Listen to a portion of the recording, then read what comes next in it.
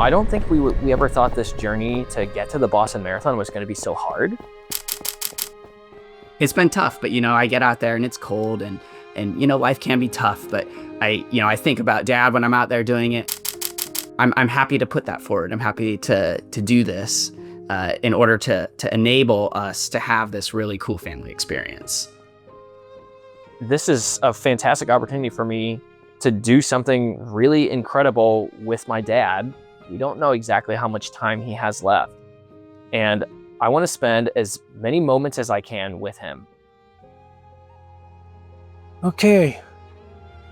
Hello, I'm Jeffrey Birkel, and I have ALS.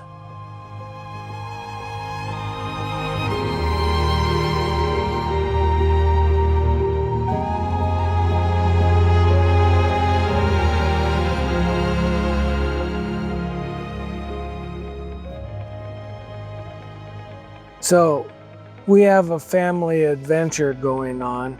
For 26.1 miles, Mike will push the man who has always pushed him. Jeffrey and his sons have a long history of running marathons, but this time their training looks a little bit different. Despite staring death in the face, his diagnosis isn't stopping him from completing his 11th marathon. But my job is to ride in a racing pushchair in the Boston Marathon while I'm being pushed by my youngest son, Mike. Running by our side eventually will be my older boy, Matthew. We've been runners for years.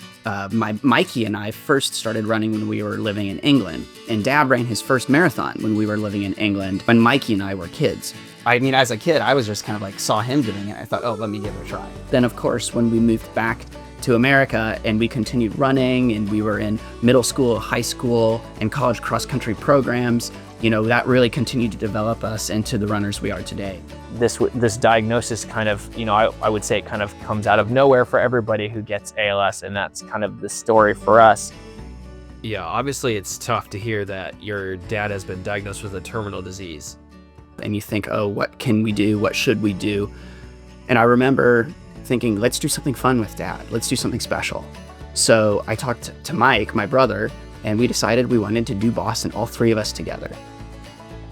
Oh, well, Boston is the granddaddy of them all. I think it's one of the oldest, if not the oldest, marathon. I don't think you go a single step in the race practically without hearing cheering. No.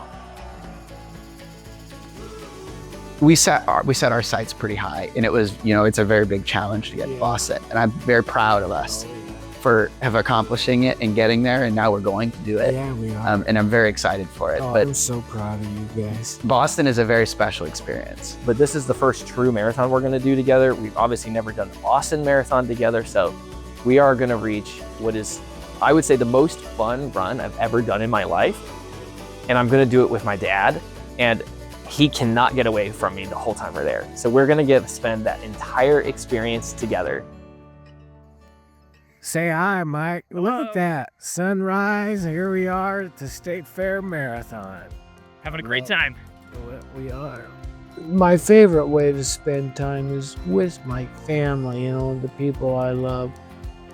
Time's precious when you get a fatal diagnosis and you come to realize that, what's important, and what's really important is my relationships with my kids and my wife and immediate family and friends. And we want to show other people that ALS is not the end.